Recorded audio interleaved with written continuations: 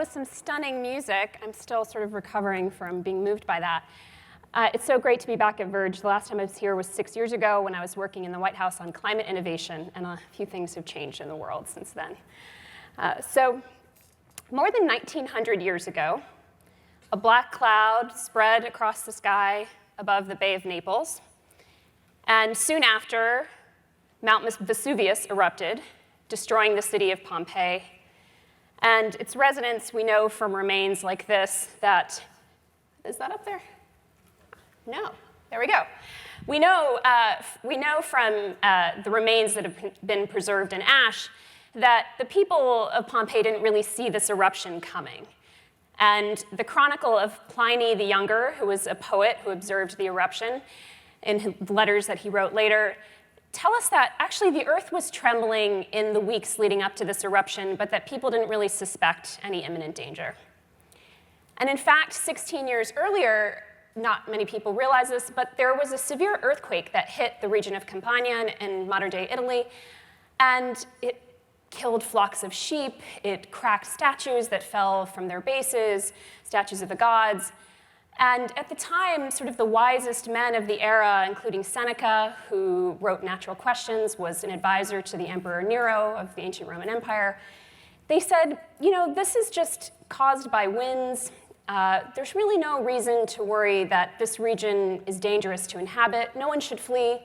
Every place is just as prone to earthquakes as every place else.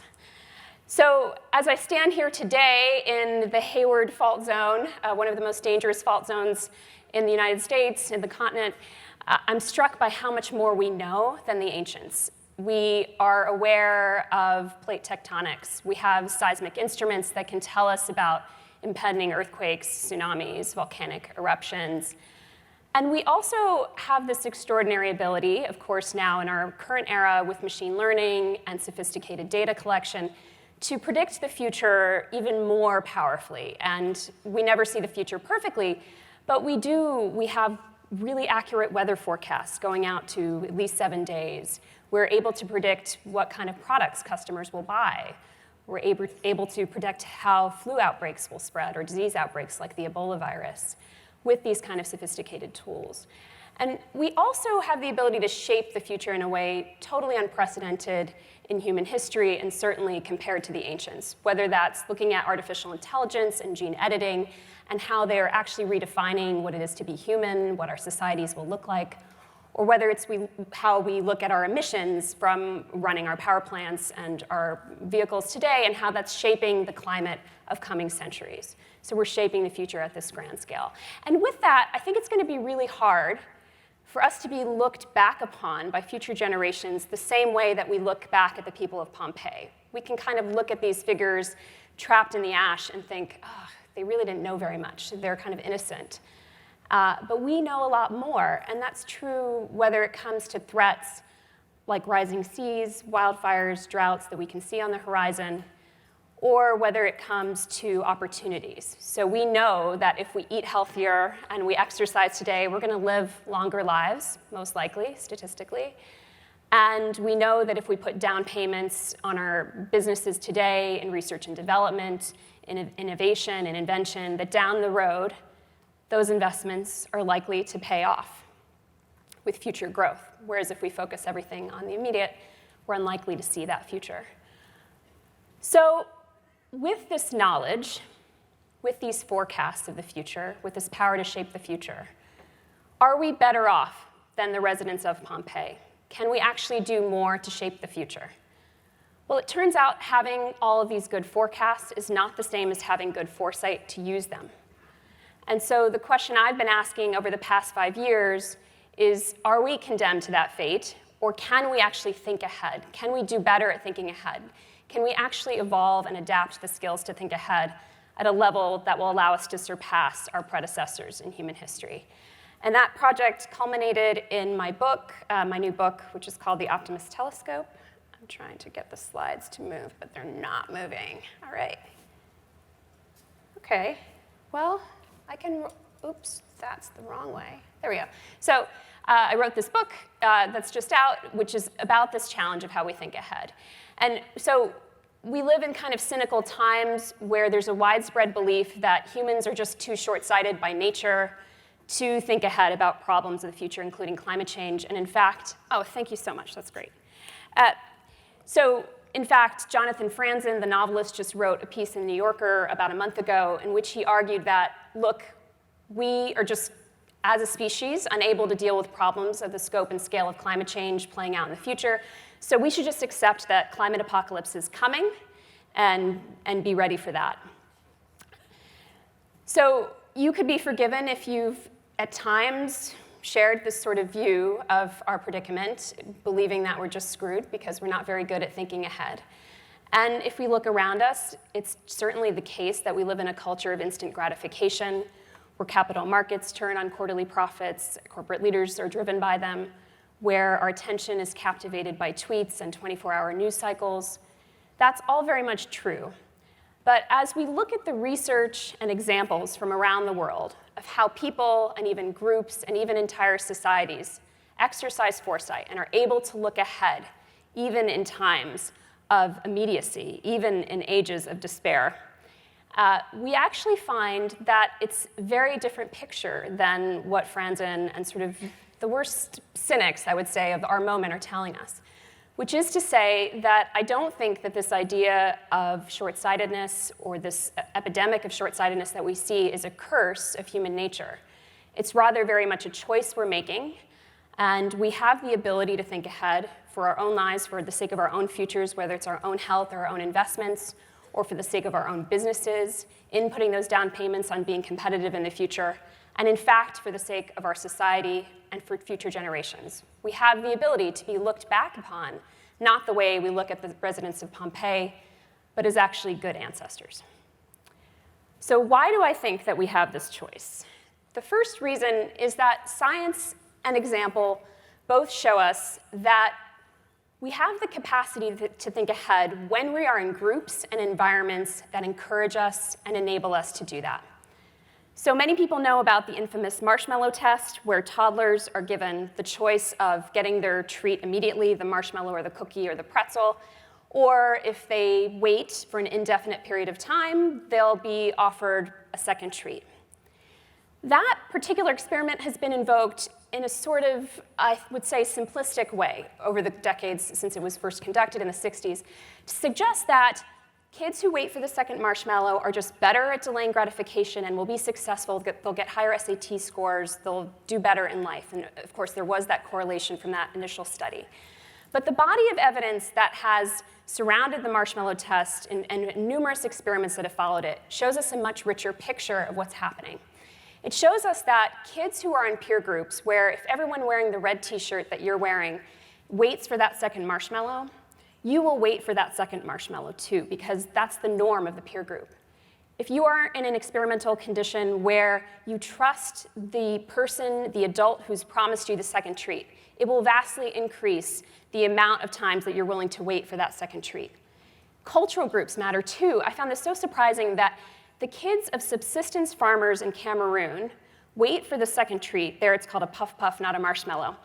And they wait for it at a rate of something like 70%, whereas German and American toddlers invariably in these studies wait at a rates of about 30 to 40%. So culture, group norms, and environment make a huge difference. And this is just one of the many examples from cognitive science that show us about the power of groups, the power of environmental conditions we set, and how they can shape how we think ahead, how we think about the future.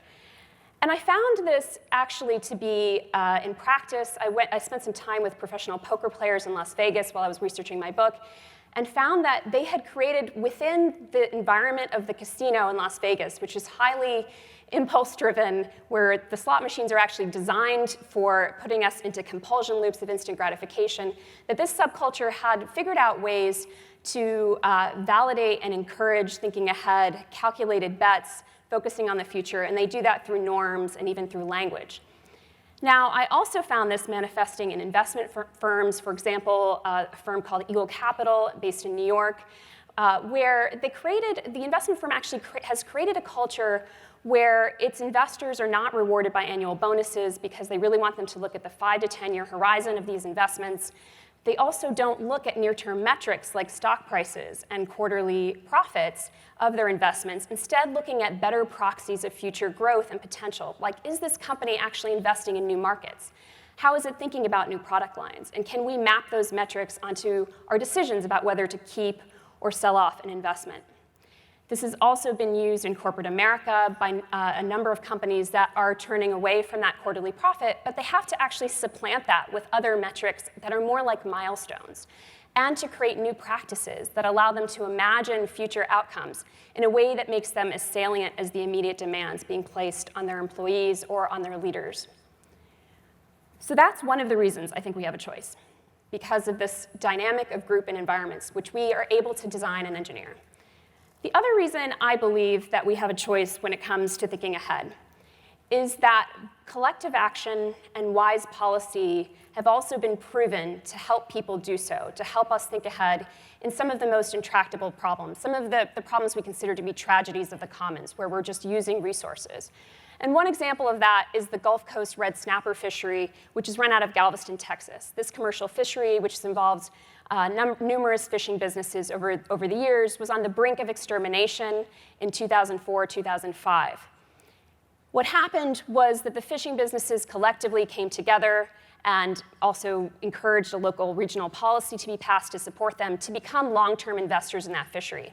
And they've brought it back from the brink of extinction, essentially creating a system under which the share of the fishery that everyone has grows as the fishery rebounds, making people invested not just in getting as much as they can from the fishery in one season, as has been typically the case, but in actually seeing it grow over time. And this scheme, which is called a catch share scheme, has been used in 26 fisheries across North America, where it's been shown to stop the race to fish, the race to overfish.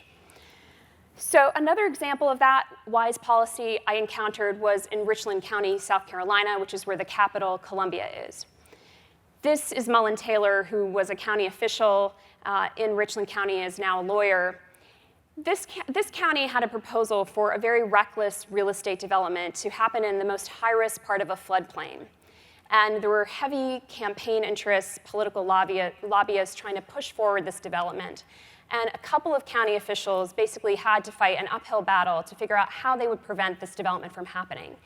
And they found that there was a way that local zoning laws that they already had on the books, and in fact a Supreme Court decision made in the late 70s, which essentially protected the historic nature of Grand Central Terminal in New York, could be used and invoked to basically allow a community to protect its citizens, protect a landscape, and basically prevent a very damaging and short-sighted plan from going through. A third and final reason that I think we have a choice when it comes to thinking ahead is that it's a near universal value held by humans and human societies to be concerned and invested in future generations. It might not always look like this is the case. One exemplar of this who I encountered in my work is Wes Jackson, this farmer who is also a scientist who's been working tirelessly throughout his decades of his career, he's now in his 80s, to breed a kind of crop known as perennial grains, which essentially are protecting fertile topsoils of farms so that we can have farms that feed people of the future and not just today. And the way in which he's going about developing these crops with other scientists at the Land Institute is to figure out how they can be good for annual yields and actually meet farmers' market imperatives in the short term while also protecting those soils and those landscapes for the future. And he's not at all an anomaly. I think we think of these kinds of people who think about future generations and who spend their careers on them as somehow very different from us. But in fact, it's a very foundational idea in our modern societies. Across almost every religion, there's a precept around future generations. Edmund Burke, who is the Irish political philosopher, the godfather of modern conservatism, wrote about society in 1790. He said society is a partnership among generations. When Thomas Jefferson wrote to James Madison in the founding days of this democracy, he wrote about protecting resources for future generations unencumbered by their predecessors. And these ideas are carried forth in the public trust doctrines of democratic constitutions around the world on all continents. And so the real question is not, do we care about future generations? The question is, how can we make our aspirations to care for future generations part of our actions and part of how we actually embody our political decision-making when we vote, how we hold our leaders accountable, how we actually run our societies, and how we run our governments. And we have precedents for how we do this, and one of them is our national park system. This is Yosemite, of course, which is close by. And I tend to think of our national parks as a kind of shared heirloom, in the sense that we have protected them because we know they're irreplaceable resources, that we can't just invest money in the markets and hope to pass that money on to future generations to do with as they fit, and feel like it will have the same value as actually passing along these landscapes and these valuable, irreplaceable resources. So we set up infrastructure, we have institutions, we have funding that support national parks being protected over generations. They're protected by law. And we also make them part of our cultural heritage. So each generation actually uses them rather than them sitting on a shelf or sitting somewhere off and not to be used and sort of held in trust for some future generation that never, and the interstitial generations don't get to enjoy it. So I think that model of the shared heirloom is something that we need much more of today when we think about the irreplaceable resources that we want to leave for future generations, whether that is our freshwater aquifers, our forests, our farmlands, or even the climate itself. And so this is sort of a model, I think, of how we think about becoming better ancestors of future generations, to think about what are the shared heirlooms we want to leave in our industries, in our neighborhoods, in our communities, and in our societies, and to fight for them. So I think we're going to do better off than the people of Pompeii. And the reason I think that is because I don't think we're cursed to this short-sightedness. I think we actually have incredible choices when it comes to thinking about the future. And the only question is, will we take the opportunity to make those choices so we can think ahead? Thank you.